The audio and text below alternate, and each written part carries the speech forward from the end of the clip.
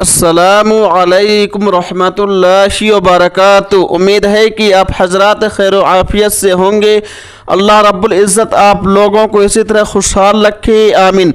फतावा Deoband 786 YouTube channel में आपका खैर मकदम इस्तकबाल है। मेरे दोस्तों, मुसलमान का अपने हाथ पे राखी बंधवाना कैसा है, इस बारे में दारुल उलूम देवबंद का फतवा क्या कहता है, आइए बगैर किसी तमहीद व ताख़ीर के जान लेते हैं, सुन लेते हैं।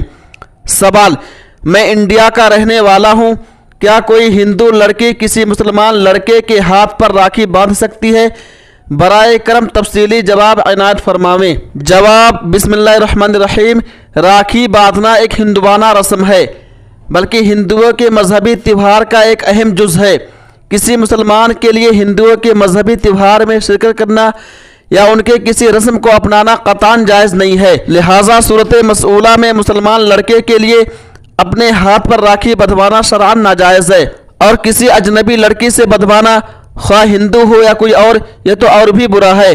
नीज़ अगर कोई मुसलमान हिंदुओं के इस रस्म को बनज़र इस्तिहसान देखता है तो उस पर कुफ्र का अंदेशा है। वल्लाहु ताला आलम। दारुल उलूम देवबंद। उम्मीद है कि आप लोग मुकम्मल वीडियो देख लिए होंगे और दारुल उलूम देवबंद का फतवा भी सुन लिए होंगे। दोस्तों, इस वीडियो को ज़्यादा से ज़्यादा शेयर कीजिए। तब तक आप हमें इजाज़त दीजिए। अल्लाह हाफिज़। अपना ख्याल रखिएगा।